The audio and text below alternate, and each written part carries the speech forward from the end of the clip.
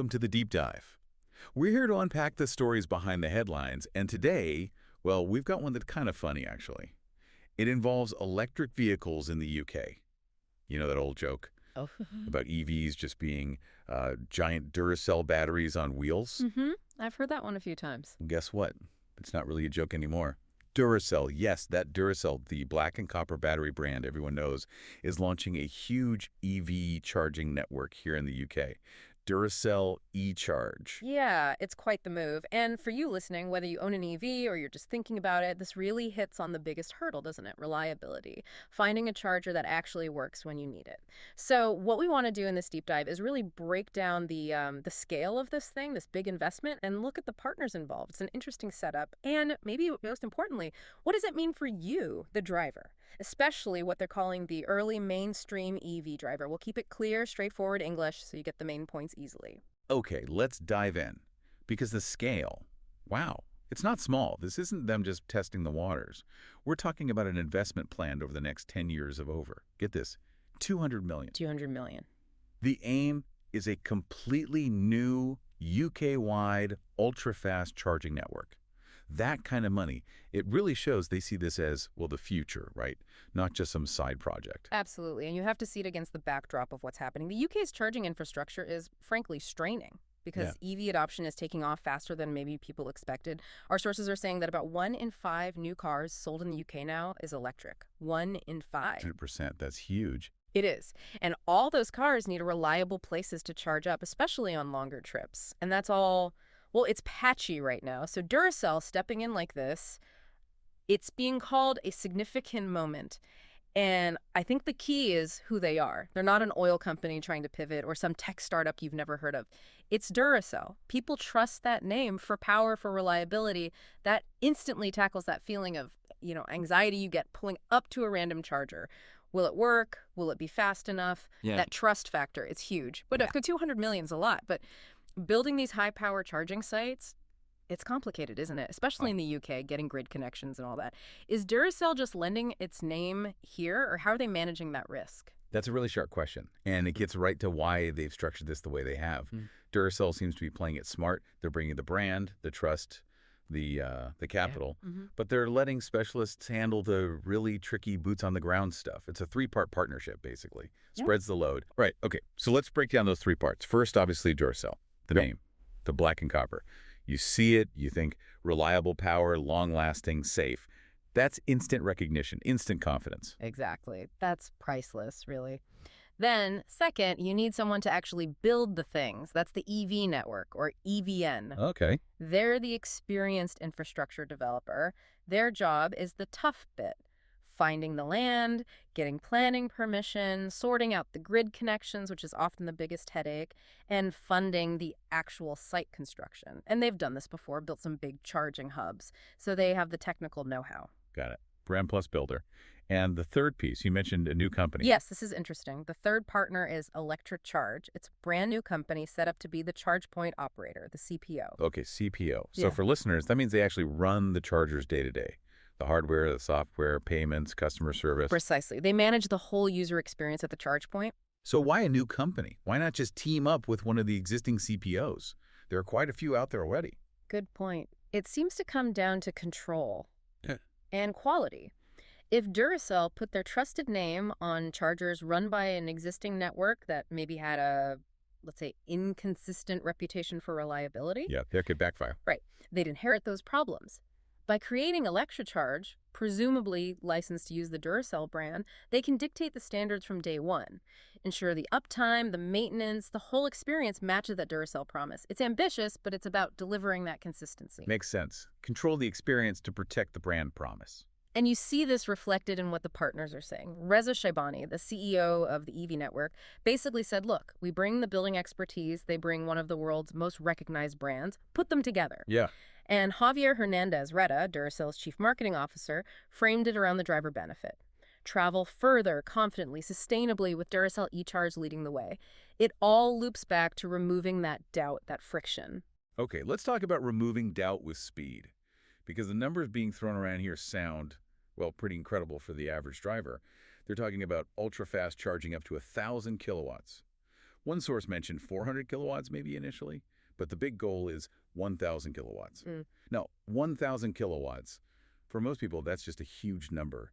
What does that actually mean if I'm sitting in my car? Right. Let's put that into perspective. 1,000 kilowatts is 1 megawatt. The fastest public chargers you typically find today, say on a motorway service station, are usually around 350 kilowatts, maybe a bit more. Okay, 350 kilowatts. Yeah. And that gives you a decent charge in, what, half an hour? Roughly, yeah. Depending on your car's battery and how full it is, maybe 25 to 35 minutes for a significant top-up on a modern EV.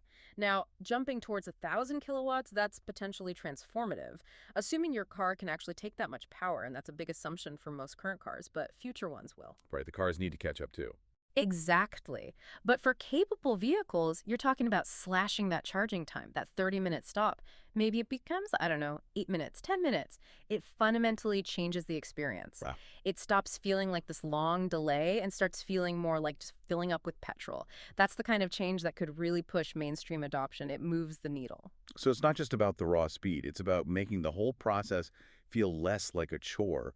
What else are they doing to make it smooth? Yeah, simplicity seems to be the goal. Beyond just speed, they're focusing on maximum uptime, meaning the charger should actually be working when you get there. Which sounds basic, but But isn't always the case now. sadly, no. They also need to be intuitively usable, easy to figure out without needing an engineering degree, no confusing screens or weird sequences. And they're promising 24/7 customer support if something does go wrong. And payments, that's often a pain point too, different apps memberships. Definitely. They're aiming for flexibility there. Contactless payment, just tap your card. In-app payment if you prefer. And the ideal scenario, plug and go. Ah, the dream, where the car and charger just talk to each other and billing happens automatically. That's the one. And crucially, they're talking about clear, transparent pricing. The current situation can be a bit of a maze, peak rates, off-peak, different prices for members. If Duracell eCharge can just make it simple and predictable, that alone would be a huge win for trust. Okay, so the vision is ambitious, the tech sounds impressive. How quickly are we actually going to see these black and copper charging hubs appear? What's the timeline? It seems they want to move pretty fast. The plan is for the first 6 sites across the UK to be up and running sometime in 2025. Okay, next year. That's soon. Yeah. And after that initial launch, they're talking about a rapid rollout through 2026 and onwards. And they have a longer-term target to really address the scale problem. They do. By 2030, the goal is to have at least 500 charge points. These would be spread across more than 100 sites. 500 points at 100-plus sites. And where will these sites be? Just motorways. No, it seems like a mix, which is smart. They're targeting strategic, high-traffic locations. So yes, motorways, which are essential for long journeys, but also places like retail parks, hotels, and restaurants, and key urban gateways. That mix caters to different needs, right? Not just the long-haul driver, but also the person who wants to top up while they're doing their shopping or grabbing a bite to eat. It integrates charging into everyday life. That's key for that early mainstream driver they mentioned. Making it convenient, embedding it in normal routines. Brings us back to that quote you mentioned.